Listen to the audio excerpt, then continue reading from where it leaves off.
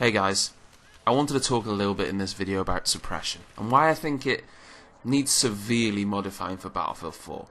Now it's a blurry subject. You see what I did there? Blurry because your stream gets blurred. Never mind. I know a lot of people have been discussing it and debating it, but I wanted to put my 2 pennies worth into the mix. If you haven't seen it already, in Jack Fragg's Round the Table video, quite a few of us have some good ideas on what to do with suppression, and I feel confident that it can be changed and made better without the current drawbacks that it has. Let me start by explaining suppression for those of you who maybe aren't that familiar with it, or maybe you've been living under a rock for quite some time. Currently in Battlefield 3, if you were getting shot at by an enemy, or enemy players, but not getting hit, you get what's called the suppression effect. It's twofold, and the first part is a blurred screen. That isn't so bad, we can live with that. Your screen goes really blurry and takes a good few seconds to wear off. The second part is, however, the most frustrating one and annoying part, and that is an accuracy penalty.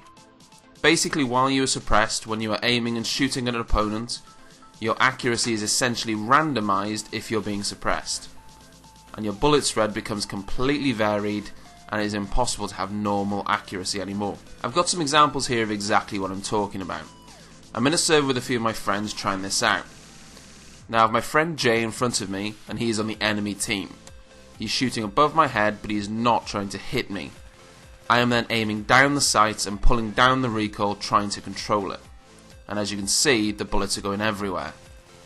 After this, I'm doing the exact same thing, but Jay is no longer shooting at me. And as you can see, this time the accuracy is back and the recoil is easily controlled. Now here's a comparison shot of the difference between being suppressed and not being suppressed. Now a lot of you may be wondering why this is such a big issue, and I'm sure many of you think it's a good game mechanic. Well, the jury is out on that one. I have no doubt that opinions will be mixed and varied, some will love it, some will hate it, but I have good reasons I think why it needs to be changed. As a competitive player, having this sort of suppression effect at times is game breaking, and the brunt of so much frustration. Trying to hold a flag or hold an angle in a 5v5 match, or even attacking a point, is made so much harder if you are trying to shoot someone. You may even be tagging them, hitting them, but then some other player starts shooting at you, doesn't even hit you, but that completely throws off your aim through no fault of your own, and you therefore do not kill the player you were first aiming for, and you probably end up dying. That is the problem with this game mechanic. It gives reward to people who are missing shots, and that works against people who are getting shot at but not even getting hit. It renders their aim useless, and for a competitive game that just can't work. Just imagine Counter-Strike if your aim went all random if someone started shooting at you. It would be ridiculous. There would be uproar that that sort of mechanic is in the game. The bottom line is Counter-Strike and Battlefield are games, and Battlefield is more of an arcade game in terms of FPS than even Counter-Strike is. People will argue that it's trying to be more realistic or whatever, but this isn't realism. This is not armour. Now I understand why they added it into the game. It was to promote teamwork and strategy. Support players would have to lay down suppression with their bipods at certain areas, then assault would strike at the point while the enemy was suppressed, and it would all blend and it would be like Saving Private Ryan, and it would work amazingly well, but that really isn't how it ended up working.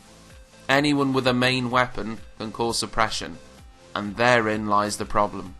I've thought of many solutions, but the main one that I have come to is to move suppression to the support only. So only support players with LMGs could cause suppression, but other weapons, i.e. rifles, carbines, wouldn't. I think this would not only balance the suppression out a lot more, but it would also help the competitive esports, because mostly it's assault classes that are used, and support classes are very rarely used and mostly left alone, which would mean esports and competitive gaming wouldn't see so much suppression either, so I think it would potentially be a solution that would benefit everyone. There are other solutions. Another solution is to make it a server-side option that server admins can turn on and off depending on their tastes, and of course competitive games could also turn it off if they chose to do that. I do, however, understand people's worries about this, saying that it affects the game's consistency for new players, and people would have a different experience playing necessarily in public games than they would in matches, or going onto a different server could be completely different. I completely respect that. The only thing I would say is the game is kind of like that anyway. You could join a server and you could flick between hardcore settings. Some servers will have spotting on and off. Some will have friendly fire on and off. Each server can be different in its own way, so I don't think having suppression as a server-side option would have a dramatic effect or be much of a problem. That being said, I genuinely believe that if it was moved to the support class, it would really balance the game a lot better, and would then tactically give a reason for people to use the support class more. Just as a point of reference as well, we have suppression shown when I have the cover perk on, just so we can see how much the cover perk helps or doesn't help. Now bear in mind though that if you have the cover perk on and the other team or squad have the suppression perk, it then renders it pretty much useless anyway, as they both cancel each other out. As you can see, the cover perk does help a considerable amount, but there is still suppression present. It's also worth noting I was only being suppressed by a carbine, and not an LMG or high powered weapon, which would probably have made the effect even worse. So here we have it, my thoughts on suppression and why it needs to be changed. I hope you found this interesting and informative.